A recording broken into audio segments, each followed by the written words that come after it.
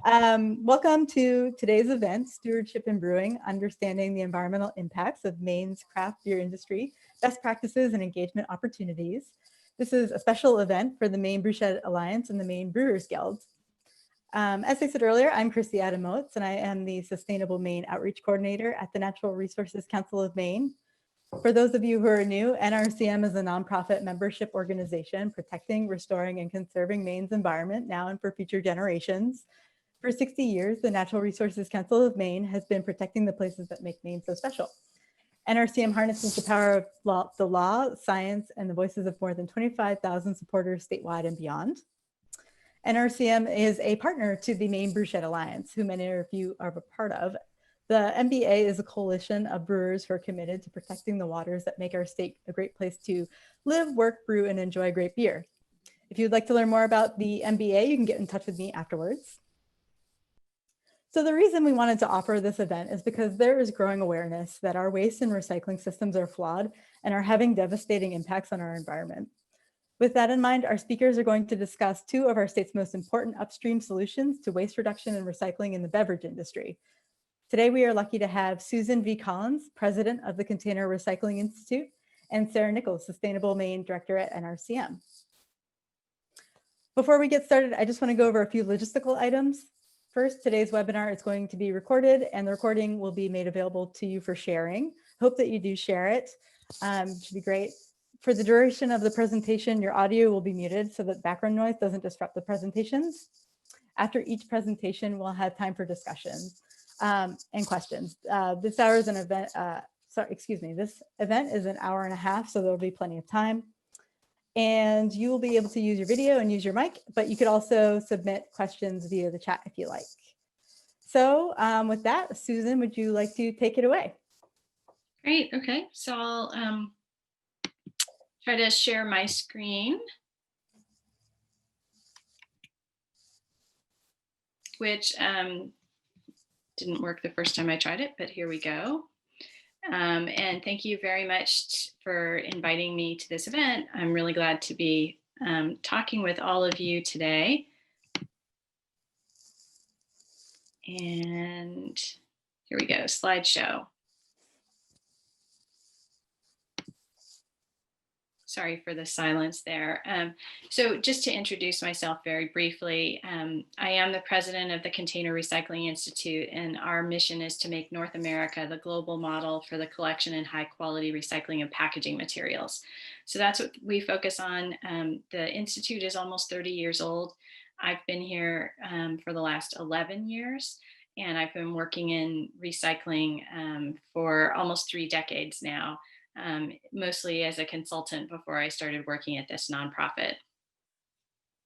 So what I tried to do today was to pull together the information that I thought you all would want to hear about your program in Maine. I pared this down to just about 15 slides from a deck that I had of 60 slides, because I gave a really long presentation at the Craft Brewers Conference a couple of years ago and prepared a lot of beer-centric data in a beer packaging-centric data at that time. So I've pulled some of that together, but there's more information available. I already touched on this about the Container Recycling Institute, so I'm going to skip that one, but we do study recycling programs and policies and seek to interact with people on choosing the policies that are going to have the best environmental outcomes. So this first slide is just talking about the environmental benefits that come from using more recycled content. This is where we really fulfill the promise of recycling. The whole reason we recycle is so that we don't have to extract raw materials from the earth, because there's so much of the carbon footprint of any object is in that initial extraction stage. Whether it's aluminum or plastic or glass, the initial first steps of extraction and the initial manufacturing of the material type are where the vast majority of the carbon footprint is. So the more recycled content we can use in producing packaging, the more we will reduce greenhouse gases and energy consumption and the production of toxics. This example here is for recycled content for PET bottles, which is the bottles that are used for soda and water. And it just shows that as you use more recycled content, the carbon footprint of that individual bottle goes down. This slide is actually the most popular graphic we use in the 10 years that we've been using it and updating it every year. People don't realize how powerful container deposit programs are. And when I say a deposit program, I mean like the program that you have in Maine, where you pay an extra 5 cents or more if it's wine or liquor. But you pay 5 cents when you purchase a beverage, and then you get your 5 cents back when you turn in your container for recycling. These programs are incredibly powerful. That little bit of deposit, that little bit of incentive, that economic incentive is enough to drive recycling rates that are 3 or even 4 times as high as if you don't have a deposit on the container. And this has proven itself out over time, this relationship in more than 40 existing programs in the world, and there's another 20 new programs coming on board, and I'll show you some data about that. So this is the single most important thing, is that I call deposit programs the rock stars of recycling, because they work like magic. So this is information to sort of put Maine in context. Maine has a really robust program, a really successful program. The redemption rate is officially 84%, which is one of the top performers in the United States. And one of the key attributes about Maine that makes it one of the top performers is that it's so inclusive. It includes all the different beverage types. So people in Maine recycle more beverage containers per capita than anywhere else in the United States. I mean, Maine is definitely number one in that area. Here's a look at beer sales by package for 2017. And I'm really interested in seeing how the use of aluminum versus glass versus plastic, the little tiny bit that goes into plastic, I'm really interested to see how this shifts, not only as aluminum was getting more popular for beer, especially craft beer over the last couple of years, but I imagine you all can tell me a lot about what's happened in the last 6 months or so because of the coronavirus pandemic. Because I know I've talked to individual craft brewers who have told me about the loss in sales through kegs and the shift into more cans in order to get the product into the marketplace. But I'm imagining that this ratio here is going to be totally upended when we redo this slide for 2020 because there were so many changes this year. We also just recently looked at all the statistics for beverage sales in total, and because so many people are staying at home and they're not drinking draft beer and they're not drinking fountain drinks, we found that packaged beverage sales are up an average of 6%. And that's just a semi-permanent change across the board that we're seeing because of the stay-at-home trend right now. So I want to share with you some things that have happened in Oregon, because I think there are potentially some similarities between Maine and Oregon and the choices that have been made in Oregon. So Oregon, their redemption rate had stagnated at 64% for a few years. And so they increased their deposit from 5 cents to 10 cents because they had an 80% redemption rate goal in their statute.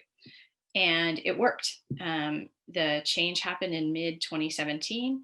And by the end of 2019, their redemption rate had achieved or had reached 86%. So they saw a 22-point increase in their redemption rate through changing from 5 cents to 10 cents. I also want to tell you this story that's a really interesting story. In Oregon, they have a number of winemakers and craft brewers who have all gotten together to form a refillable beer program or a refillable bottle program. And they have a co-op that handles all of the returns of beverage containers. So just a single Oregon Beverage Recycling Corporation that goes around the state and picks up all of the containers and manages all of the redemption in the state of Oregon. And the co-op actually bought the bottles. So in essence, when somebody wants to join this program and use that special Oregon refillable bottle, they don't have to buy their own bottles. The co-op owns them, and in essence, all of the brewers just rent the bottles from the co-op. And that change in financing, the way that the packaging is handled, has been tremendous, and it's allowed brewers to get into the refillables program that otherwise wouldn't have been able to. It would have been too expensive to purchase all those bottles and manage the washing.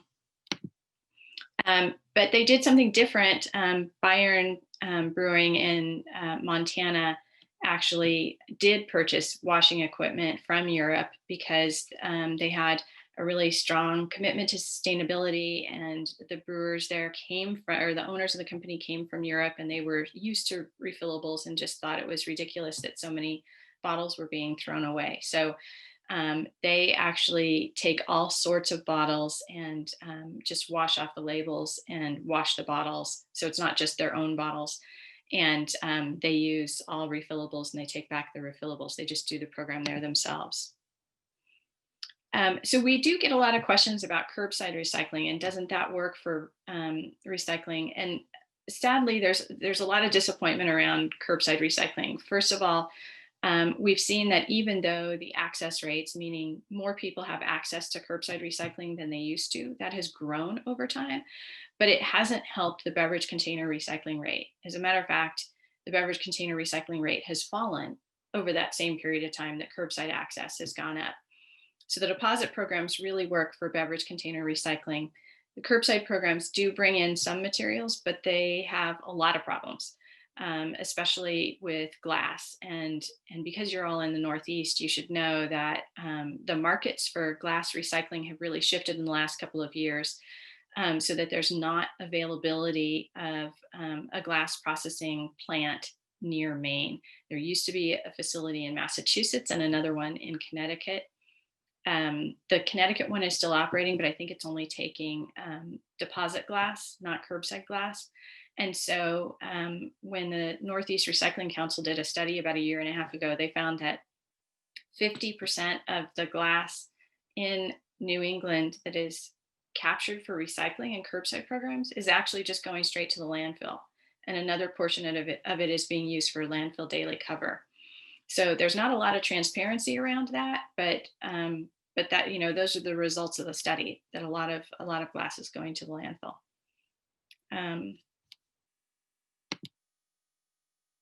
So the other thing is that deposit scrap is more valuable. The material that's collected is really clean. It's separated from other materials, so there's no cross-contamination of materials like we see in single-stream recycling at curbside. And because of that, the PET plastic from container deposit programs is worth about 70% more than curbside PET. It's the material that the bottle makers really want, and the bottle makers won't even buy the material from curbside. PET plastic from curbside is used to make stuff like teddy bear stuffing, carpet, and t-shirts. Curbside glass also costs $20 a ton to recycle because there's so much contamination in it that has to be cleaned out, whereas deposit glass is worth $20 a ton. So that's a $40 per ton spread there. And this is an example of two pictures that we took on the same day. These two piles were only separated by about 40 feet. The one on the left is deposit glass from the deposit program in California. The photo on the right is curbside glass. And when I saw that pile, I thought it was their residual pile. I thought it was material that was going to be going to the landfill. But the guy who was giving me the tour ran his steel-toed boot through the pile so that I could hear the glass. I could hear it going clink, clink, clink. And so to be fair, what happens when this stuff is being transported, the paper and the plastic sort of float to the top and the glass is sort of underneath there. But that's an example of the material that they have to clean out of curbside material in order to get the usable glass that's in there. And it's a very expensive process, which is why the material is worth so much less, and why, you know, in some parts of the country, they just don't even try to process curbside material. And instead, curbside glass will go and be used as landfill daily cover. This is another example of contamination. This is aluminum. There are avoidable contaminants, and we've separated those out from the unavoidable contaminants.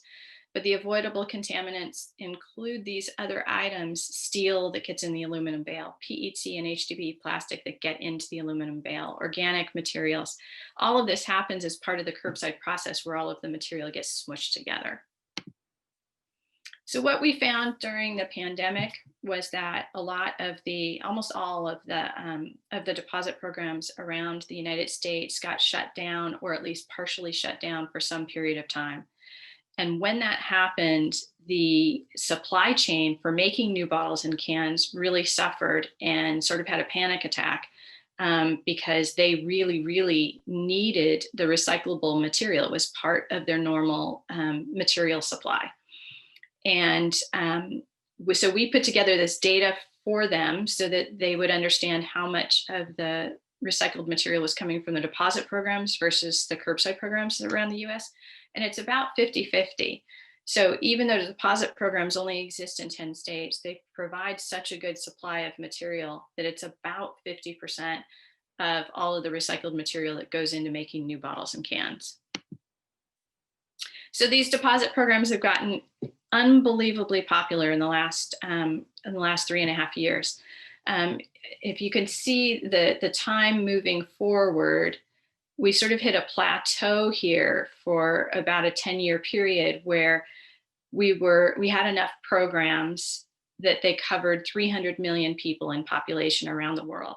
And those programs were put into place in this 47-year period. So the very first program started in British Columbia, Canada in 1970. And by 2017, we had programs that covered 300 million people. And then the last few years, the popularity has just been incredible. And a lot of that had to do with the litter issue and plastic in the ocean, bringing environmental awareness to people and having the people ask for more solutions. And so we've seen all of these new programs passed. Many of them haven't been fully developed yet. So they've been passed, but they haven't started implementation yet. But in this last 3.5 years, we've seen a doubling to more than 600 million people. We're now up to like 635 million people that are going to be served by all these new laws. So that's pretty incredible. You know, we got to 300 million in 47 years. And then in 3.5 years, got to another 330 million. And these are some of the places where these laws have passed. So it's really almost every continent except Antarctica. These are just the new laws that have passed since 2017. Australia sort of went state by state until the entire country of Australia is now covered with different container deposit laws. Turkey, the United Kingdom, Malta, it's quite a group of places that are implementing new laws. And I, based on our projections of where we see other places having interest in this, I have no doubt that by 2030, we'll have laws that'll cover 1 billion people. Also here in the United States, we saw a lot of interest in the last couple of years.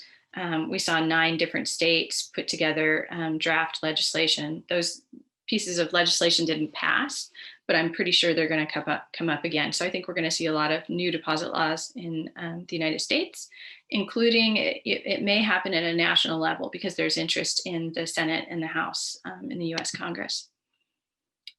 So this is some art that we put together that shows one person's consumption of beverage containers every year. And this is just the right mix of plastic and glass and aluminum. And it's also just the right mix of beer versus soda. Each and every one of us, on average, we consume 822 containers every year. So the recycling of these containers is enormously important. And we do have a tool in place that can get us to a more than 90% recycling rate. And I can't say that about every material type, but this is a material type where we do have a really good solution if we would just put it in place in more places. And with that, I'm going to stop here. I have a couple of extra slides just in case things come up in questions, but I'm stopping with this slide. This is where you can go to get more information. We do have a free weekly newsletter that you can go to our website and sign up for. And we put a little collection of news articles, weekly headlines. We send it out every Friday. And then we've also got 2 websites that contain a ton of information as well. So with that, I'll stop and I'll turn it back over either to Sarah or Chrissy. Thank you so much, Susan. I just wanted to open it up to questions now. We had one from Jeff, and I will read it for him. It says, there was a time when bottles were reused, not recycled, which I think you touched a little bit about, for their materials. I understand that the economics and logistics of handling the returned bottles were not favorable when cheaper single-use bottles became available. Can you comment on reusing bottles? Yeah, that's why, that's why I wanted to bring up the Oregon example, because they seem to have really, it's basically financial engineering. I had never seen that concept, even though I've seen refillables in use in different provinces in Canada and certainly in Europe, and actually in my travels to South America, Central America. I mean, they're in widespread use all over the world, but I had never seen this concept where the cooperative owns the bottles and the brewers just have to rent them, because otherwise it would be it's a daunting task to come up with that capital and also the washing equipment. But once they're sharing it, that makes a lot of sense. They were also sharing the washing equipment in British Columbia, and I think there's been a change there. But the system in Oregon, they just keep impressing me by rethinking things. Year after year, they come up with new concepts in order to make the process more efficient and more enjoyable for everybody. I mean, they focus on customer service as well. And that's another aspect of the refillable bottle, is that people love it. And they made a special bottle that's an Oregon only bottle. So it's meant to foster a sense of pride in the Oregon beers, among the people of Oregon. If I could just add to my question, I'm actually right now cleaning bottles, getting labels off so we can reuse them. But it's a pain in the butt. So I'm impressed that Oregon got it together. That's fantastic. Good on you. Any other questions? I was just going to comment that a little known fact that actually Geary's about 20 years ago, D.L. Geary Brewing was using a reusable bottle. And they were able to do it back then because there's a soda company at the time using the same bottle, and Miller Lite also using the same bottle. And when that Miller Lite stopped using that bottle, the logistics of it fell apart, because that is really a challenge here. If you just go to a store and look on the shelf, there's probably 10, 15 different bottles, whereas the European model works because there's like one or two bottles. Yeah. So I think that would be one of many challenges. Yeah. I did have they do that in Canada too, where they have a common bottle. Yeah. I did have a different question in regards to the recycle rates for cans and bottles. Just curious if is there a reason for the 10, 15 point discrepancy between cans and bottles in returnable states? Is it breakage? Is it available outlets for it? A combination of both? It's a combination of a whole bunch of things. The states that have, there's a bunch of stuff that goes in the statistics. So the two states that have a 10-cent across the board redemption rate have the highest redemption rates. And the state of Michigan is one of the states that I talk about as having only half a bottle bill. They only cover soda and beer and sparkling water, just carbonated. So that's going to end up skewing all of the data more toward cans, because those beverages are more in cans. So then when we average all the data together, that's the issue, is that the states that only have half of a bottle bill are going to have more cans in their system, and those cans in the system are being recycled at a higher rate.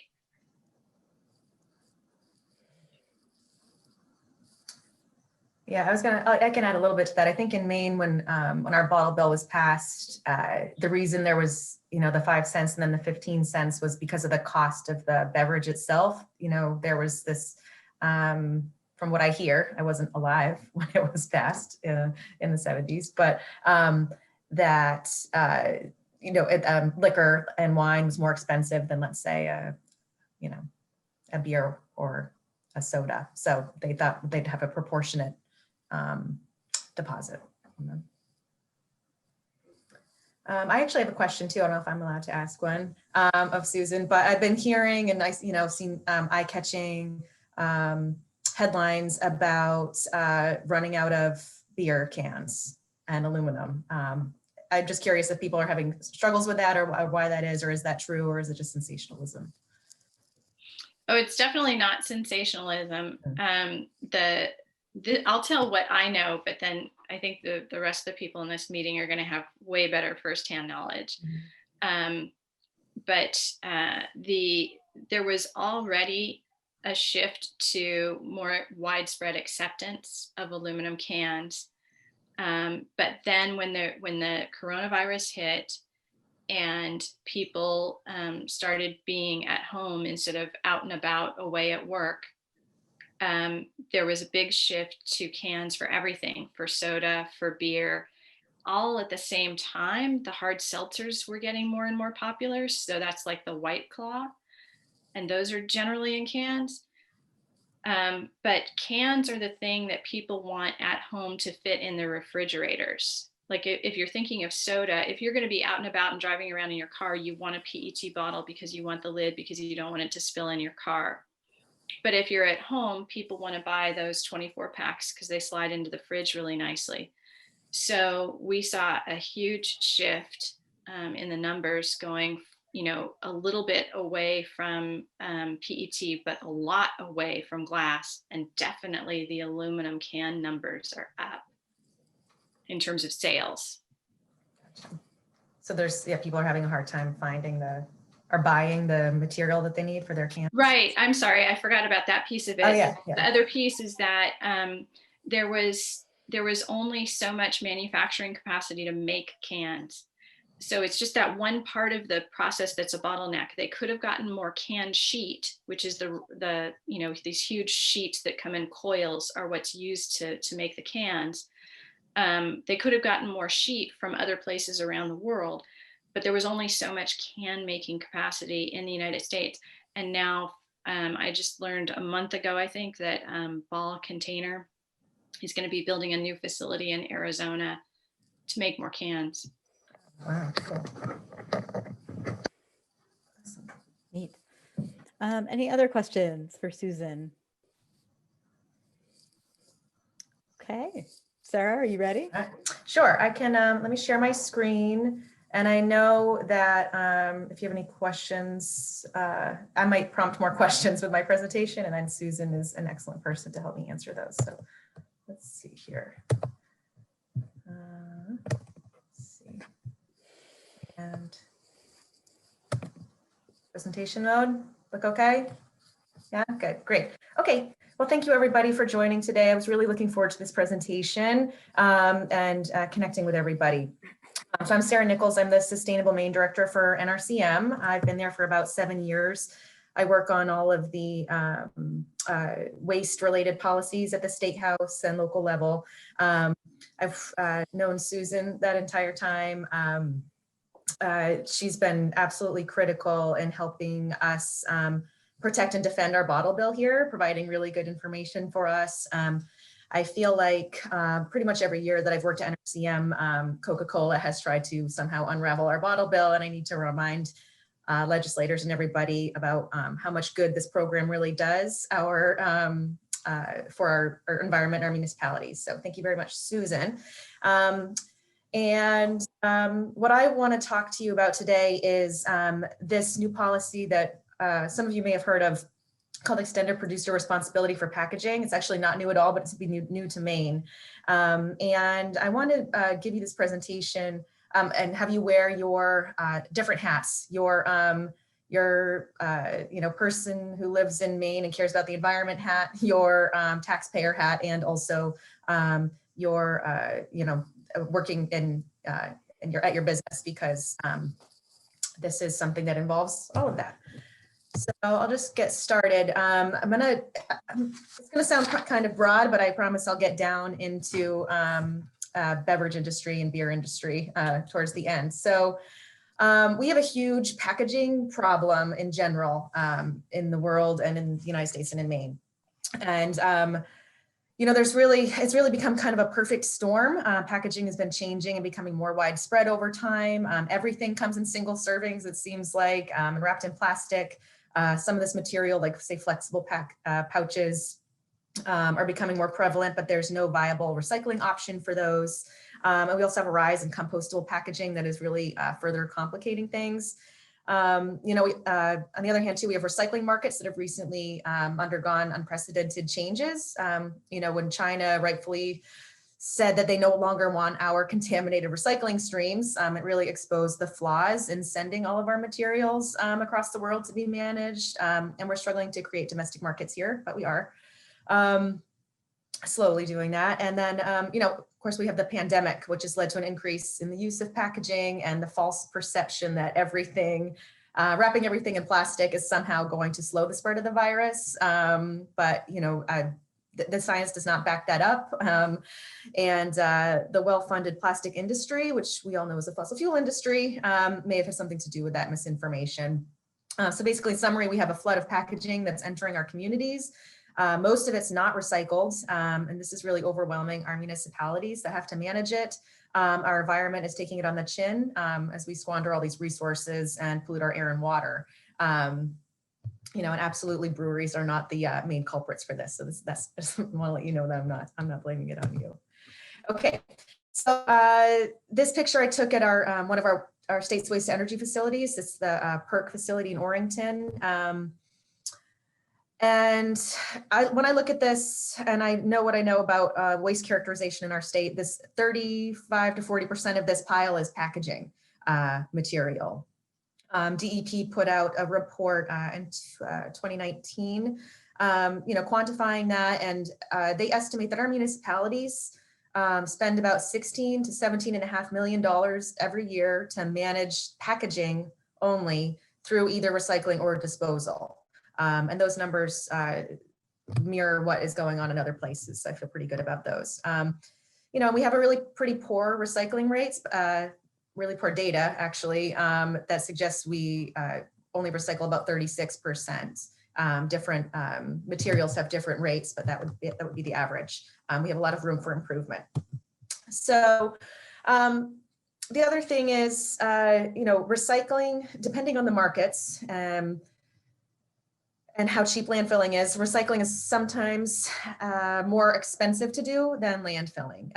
And this is putting cities and towns in a really difficult position of where they must choose between raising taxes or cutting recycling programs. And people are really frustrated by that. This picture came from, I believe, Trenton, right outside Acadia. And even Kennebunkport stopped their recycling program last year. I did see that they're going to start it back up again in January, but that was all due to costs. So it's definitely, even wealthy coastal communities are stopping their programs. People are frustrated because they feel like they should have access to recycling. They can't avoid wasteful packaging on all the products that they want to buy. They're upset by the high costs. There's also disproportionate access to recycling depending on where you live. And it makes, basically depends on how much your town officials are willing to pay to have that recycling program. And this also makes, statewide education about recycling nearly impossible. In Maine, I have some numbers here on plastics. Majority of programs accept number 1 and 2 plastics, for instance. There's more limited access for 3 through 7s. But we don't even have the information we know to track whether those materials are actually getting recycled. 1s and 2s probably are, but number 3 through 7s might be going to a factory somewhere that pulls out number 5s and then burns the rest. We don't have enough data either. So, recycling, I'm just going to talk about a few more of our problems before I get into solutions. So not all doom and gloom. So there's a high level of confusion when it comes to recycling. People think that something's recyclable when it's not. And a lot of that has to do with improper labeling. There's a recycling symbol on it or something that says, please recycle me, but it actually isn't recyclable in your town. And we end up with a lot of contamination, which is really expensive. But when things like plastic bags, let's say, get put in recycling and single stream, it really jams up the equipment, which is also expensive. or if we have these contaminated bales of materials, they might ultimately get rejected and landfilled. So contamination is a huge problem. So, and it's clear, and it's not just education that we need to do that. We need to set up the system for success. So, for recycling to work, we really need to collect high quality materials like we do through our bottle bill, and fulfill the promise of recycling, which is something Susan does like to say. Okay, and then I did want to remind us too about this plastic pollution catastrophe that we have. So I just put up a list here. It's pretty small words. I don't know if you can see it, of all the top 10 items collected in cleanups all around the world. And pretty much, this is all packaging material, except with the exception of cigarette butts. So food wrappers is number one, plastic beverage bottles, bottle caps, straws, stirrers, cups, grocery bags, takeout containers, lids. Packaging is a huge source of plastic pollution. Okay, so now I'm going to switch gears here, and this is the policy I wanted to talk to you about. So we have these expensive programs that are not resilient to market changes and a host of other issues that I've described. And this is the type of law that can address all of these systemically. So the EPR is a special type of law. It's a special category of law that requires producers to share in the responsibility and the end-of-life management of their products and packaging. So not only do producers pay for packaging all over the world already, end of life, but it's standard practice for producers to take responsibility for lots of other different types of waste. There's hundreds of different types of these programs all over the world. Maine has historically been a leader in this type of policy. We have about 8 such programs. And it's a policy of our state to adopt more, especially if the product category is causing problems for taxpayers and the environment. Voluntary programs aren't effective, and if there's evidence that the program works elsewhere. So packaging really fits here. It's why DEP recommended this type of policy to the legislature to manage packaging waste, and it's why NRCM is a huge proponent of these systems. They make much more sense to help manage materials than taxpayer-funded systems do. So I'll describe to you how it works. So basically, instead of taxpayers, it's producers or brand owners who pay for recycling programs. And in some places, the producers pay and manage the recycling system both. And in other places, they pay and the municipalities get reimbursed or compensated for managing the programs. And in Maine, we'd like to have a reimbursement model to protect the investments that have been made by municipalities and haulers and recycling facilities. So the funds collected through this type of program are used to cover costs of collection and transportation and education and investments in increasing access to recycling. This is a much more sustainable mechanism than having taxpayer funding. For instance, in Canada, the provinces with EPR for packaging were able to continue collection services overall, despite the pandemic and disruptions in global recycling markets, while those without EPR for packaging experienced major disruptions to their recycling systems. I like to think of this as an insurance program for recycling programs. And part of the magic here really happens with the producer fees. They pay based on what they sell. Producers who make more wasteful packaging pay less than those who create less or make more recyclable packaging. And it's a much more equitable way to distribute the costs. And these fees have proven to reduce wasteful packaging and have more packaging design with waste reduction and recycling in mind. So this is how I know all of that. EPR for packaging programs are being used successfully around the world to increase recycling rates and reduce waste and save taxpayer money. Big corporations already pay for recycling in over 40 countries and 5 provinces in Canada. Some of these programs have been in place for more than 30 years. We do not yet have any programs set up in the United States. And in places where there is this law in place, recycling rates are double to Maine's because the producers have a direct economic incentive to produce less wasteful packaging that can easily and profitably be managed through recycling programs. And this does create that sustainable source of funding I was talking about. and towns don't need to make that decision, that really hard decision about whether or not to have a recycling program. So, I've been talking about this to a lot of people for a really long time, along with Chrissy, and we found that people really love to see this list. So I know it's hard to see, but this is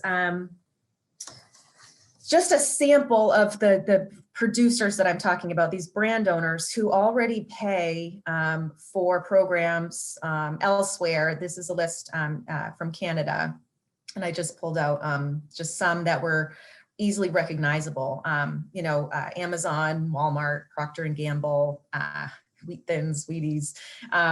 So this is who already is paying somewhere else, and sell these companies definitely all pay in Maine too, and there's really no reason why they couldn't pay for our programs as well. And another question we always get all the time is, once these companies have to take on the cost of these programs, are they going to raise the cost of their products? And the answer is no, we haven't seen any evidence of that happening anywhere. We've been on high alert. We wouldn't want to advocate for a policy that we thought was going to significantly raise costs for groceries, let's say, for Mainers. And I'll describe a little bit more later about why that is, but the answer to that is definitely no. Okay, so last session, there was a bill, LD 2104, which was our EPR for packaging bill.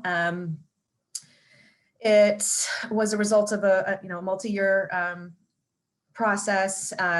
We had a favorable vote from the Environment and Natural Resources Committee just in time for the pandemic to shut everything down. So it didn't ever make it up to the House or Senate for a vote, with a lot of other bills that got left in limbo. And this bill, we're going to be bringing this bill back. So this is part of the reason I wanted to talk to you today. The craft brewing community was opposed to this legislation. And I really wish I would have had the foresight to do a presentation like this to you all last year. Hindsight is surely 2020. The majority of people really did support this bill. We had an 8+ hour public hearing, one of those epically long public hearings. A lot of testimony submitted, and 73% were supportive. And this included 16 municipalities, 10 businesses, 12 nonprofits, 8 activist groups, and many individuals and legislators. And based on all my conversations I've had since then, I can say that support has only grown for this policy. And now, all right, I want to walk through some of the parts of the bill that are specific to breweries in Maine. First is that all of the beverage container materials would be exempt because they're already being managed through the bottle bill. And thank you for everybody for, I know that it does cost beverage companies in Maine, a handling fee to participate that in program. But I hope, based on what you learned from Susan and what that it's just so important for the environment, and to take that burden off of our municipalities and taxpayers. So thank you. And then for EPR bills in general, it's really important not to have too many exemptions or carve outs because it's not fair for the producers who are on the hook to be paying for the waste from other companies. So in this law, some of our larger breweries would in fact have to chip in for some of the non-container materials, but a very specific portion that I'll describe. It's basically only the material that ends up in Maine's municipal waste streams. So there's no materials on no fees on materials that are sold to other states. No fees on commercial or business-to-business sales, like if you sell to a restaurant and there's a box or container that comes with that, it's not included. And no fees on anything that you collect back. So like if you have a Pack Tech take back program, that you wouldn't have to pay any fees on those because they aren't ending up in municipal waste streams. And also in this law, there's a small producer exemption in general. This is really protective of Maine small businesses. So if you fall into one of these three categories, you would be exempt from participating. So these programs, they're really designed to target the largest producers. So in British Columbia, for instance, of the businesses affected by the regulation, it's estimated that the largest 150 would be responsible for 80% of the cost of the stewardship program. I think there's about 3,000 businesses that pay. 150 of them pay for 80% of the costs. It's really not the smaller companies that pay. So in Quebec, the majority of the businesses are in this flat fee paying category, where they pay a little, maybe like a flat fee of $3,000 a year, or depending on their size, but they don't have to do any of the reporting required. And I would suspect that most of our Maine-based businesses would be exempt or in the flat fee paying category. So just in case you're just listening and not looking, I realized I didn't read these slides. So you'd be exempt if you make less than 2 million total gross revenue during the prior year. If you offered for sale in the state, all this material that would be counted, if it's less than 1 ton, you wouldn't have to pay anything.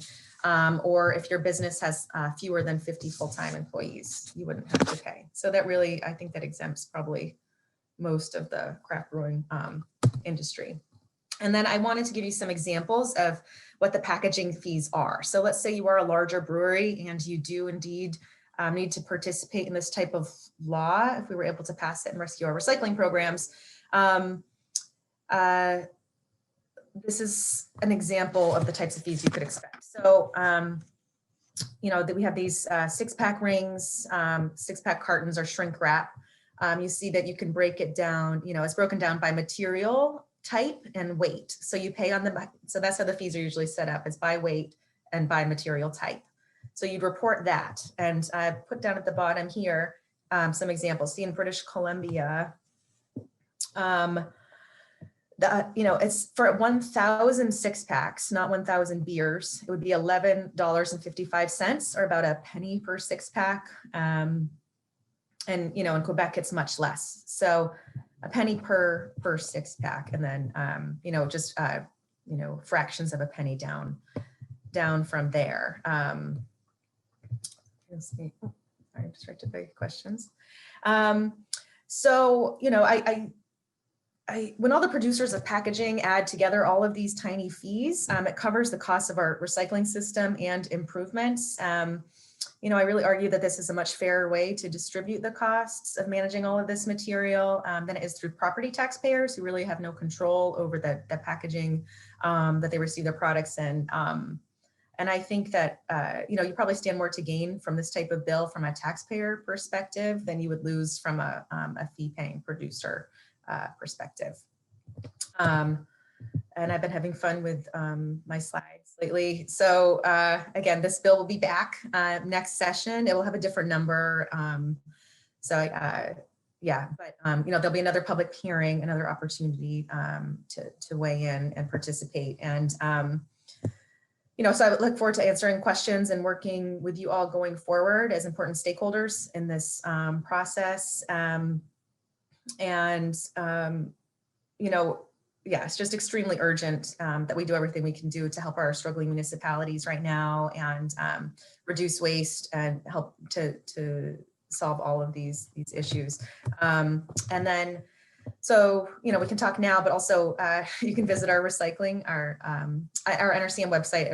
It's recyclingreform.org. We'll take you right to this page where you can learn more about it. We have a lot of different ways that individual activists and municipalities can get involved. You could go and check there to see if your town that you live in has already signed a municipal resolution in support of this policy, and reach out to me or Christy anytime.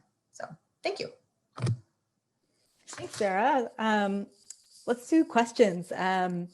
We can start with Gabe's. He put one in the chat. He asks, are there exemptions for businesses that already pay to side stream waste, such as compostable packaging? I'm not very familiar with the term side stream waste, so maybe you know what that is, or maybe Gabe could speak to it. But what the question reminds me of is the French system's sort of bonuses and demerit system. Maybe you could answer the question with that. Yeah, I don't know what side. Yeah, I guess I don't know what the word side stream means. I mean, Sorry, Oh, as opposed to putting the waste into the recycling or sorry, to the waste stream for landfills. yeah, I think, well, let's say compostable is a tricky one too, but basically, you know, it's not a perfect science. You would estimate how much is making its way into municipal waste streams. So if you're talking about, say, compostable packaging that you're doing, say, at the, you know, at the, I don't know if it's called like the tasting room or something like that. If you're managing that on your own, that's kind of outside of this system that you would just continue to manage that on your own. This is really only covering the household portion of the waste stream. So I don't know if that covers it, because I can otherwise, like if you had a, let's say there was a compostable 6-pack ring or something. I don't know if that even exists. That would fall under whatever category, whatever price category that might set in the fees, which also, by the way, wouldn't be set in statute. That happens later in rules, and it changes year to year. But I'll say that compostable packaging is actually, we're not huge fans of it, Chrissy and I. It's pretty, right now it's a pretty common source of contamination. It's confusing people. They don't know where to put it, and not everybody has access to composting at home. And yeah, so I'm not saying, I just don't know if that necessarily be a bonus or not under the system. well, and I can add too, I've talked to a couple of composting companies who are interested in this law because of the confusion and contamination that compostables often cause. You know, it's very much like what Sarah said earlier. A lot of packaging is mislabeled, right? It says it's recyclable, but when it might not be. That's also true with compostables. It might say it's compostable, but unless you talk to the person who's taking your composting, you really should take that with a grain of salt. You really need to talk to your composter to make sure that the product you're buying is compostable. And those products, the problem is when those manufacturers put those labels on those products and then just sell them into Maine, and it just sort of, whatever happens, happens. So this type of law sort of sets the foundation and the framework to address that problem.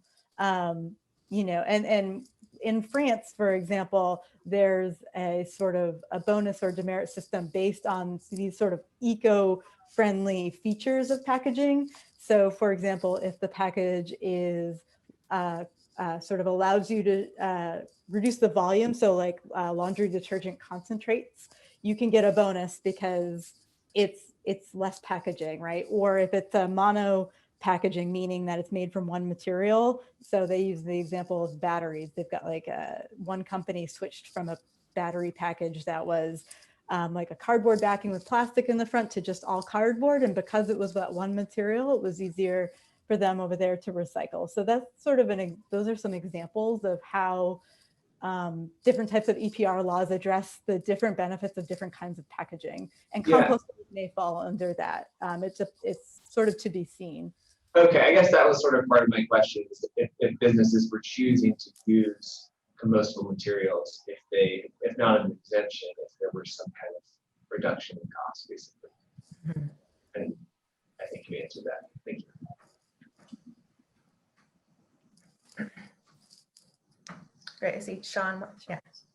Yeah, I'd love to just, Sarah, happy to be a contact for you as you kind of go ahead with future bills and stuff like that, because you know, I'm definitely in touch with our representation up in Augusta as well. I think specific to 2104, when we were looking at it, there were some questions. One, you know, the definition of producer, and I appreciate you laying out the exemptions there, which are helpful.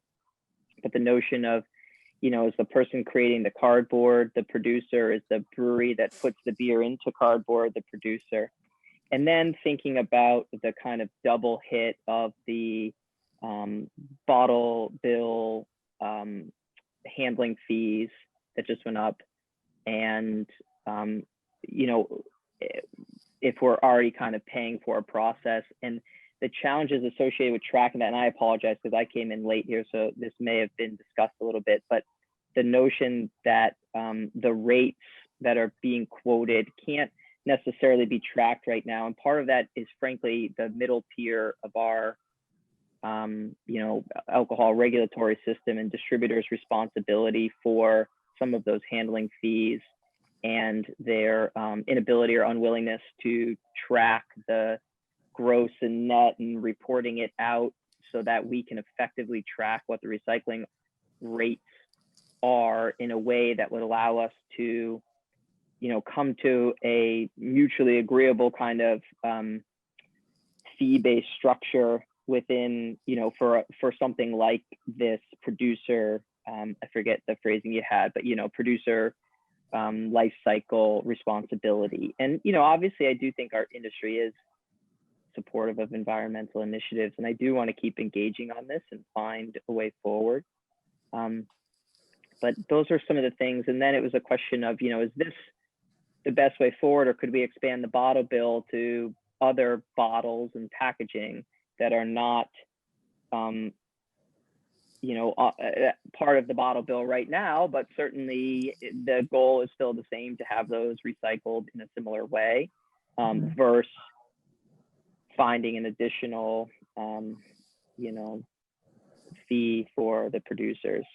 And just how do you balance all of that? And if they're shipping it out of state, are they paying it? If it's about reducing municipal burden and you're selling X amount of beer out of state, how are you measuring that? And where?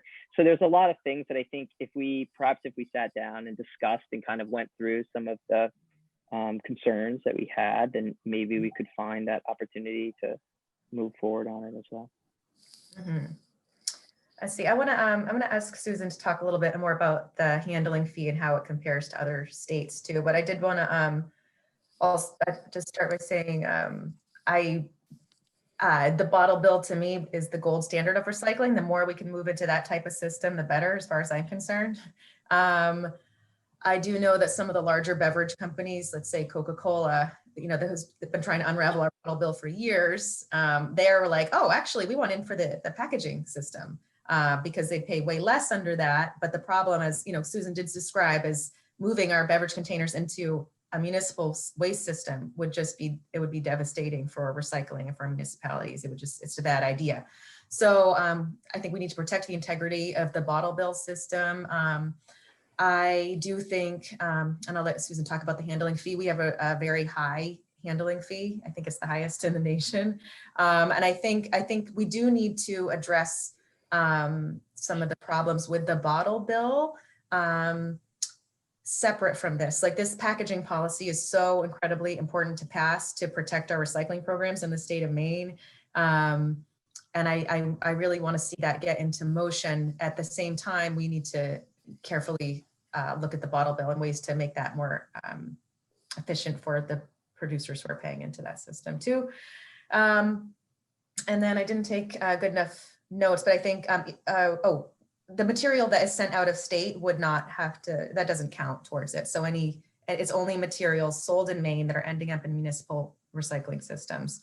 And there's a real incentive to reduce that amount of material, take that material back, so you don't have to pay for it. That's kind of the beauty of it. It's like, it puts all the right incentives to do the right things in place. But anyway, Susan, do you have anything to add?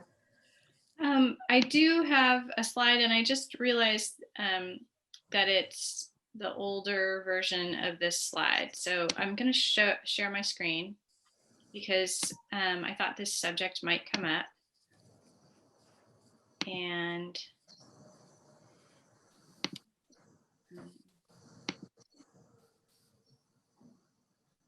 now I'm going to have to advance through these. Sorry, just stand by during the silence.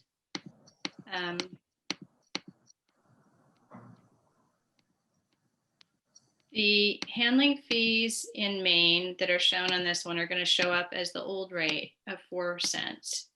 So I know that it's just been increased. So there it is. This is the handling fees in all of the states.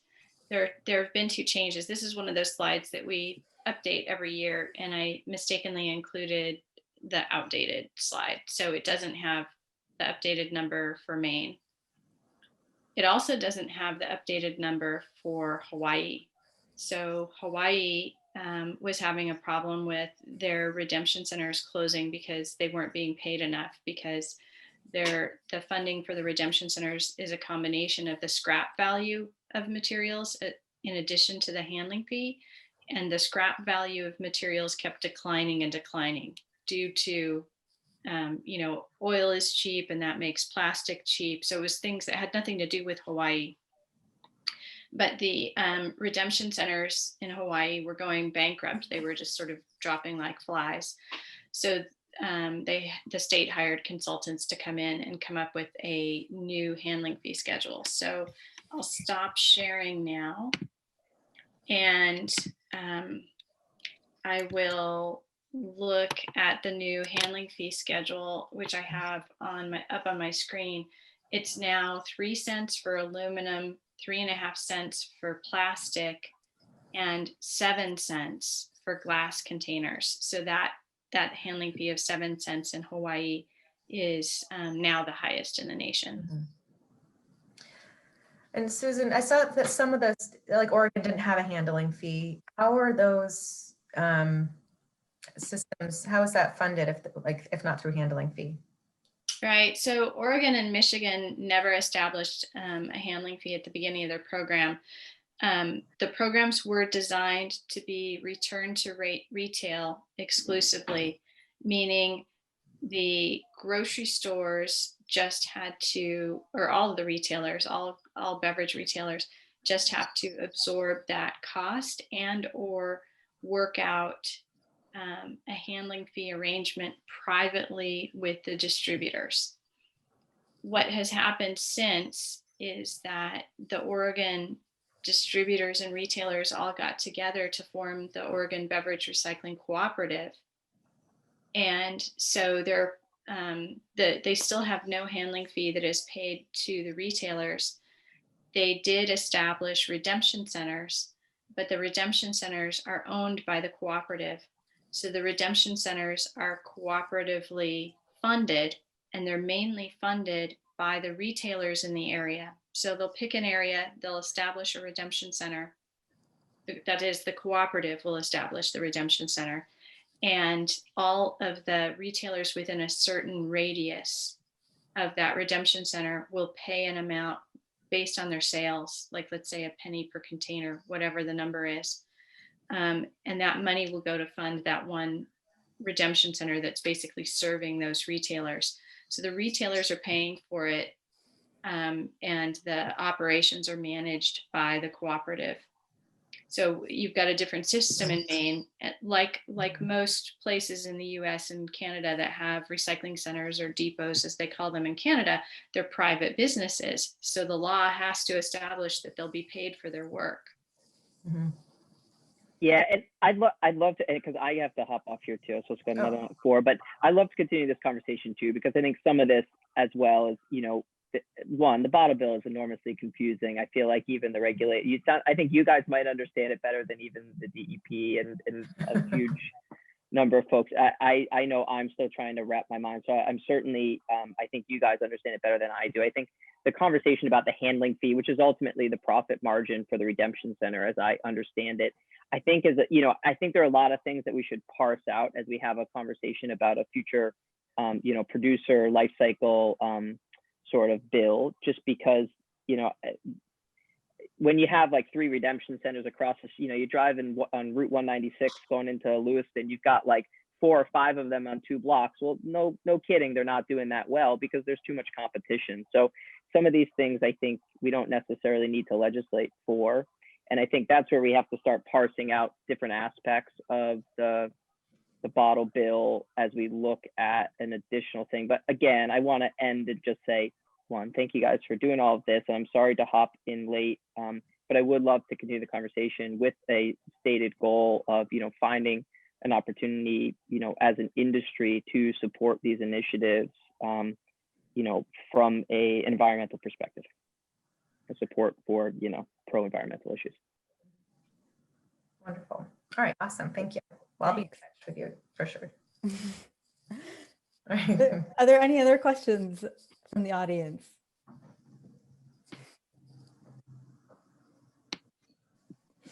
Yeah. I mean, I guess I could say too, like I want to have a successful EPR for packaging law and a successful bottle bill. They're not the same program and they exist separately. And I would hate to see the packaging law, you know, be weakened or by, you know, flaws in another law when we could just fix both. We can have it all. So I'm committed to, it's just so hard, the bottle in Maine, because it is working quite well. You saw, you know, Susan showed us the figures working. And if we have such a, it's been, you know, around since the late 70s. So we have, you know, we have all these redemption centers, all this infrastructure that has been built around it. So changing it is hard to do, to say the least. And I think we should all talk about that and work together in a really thoughtful way to do that. But it's really hard to argue changing it when it is working technically, because you just want to maintain that same level of success. Yeah. Sarah, I'd like to add for the EPR in the future and moving forward. I think there's great value in it and definitely should be pursued.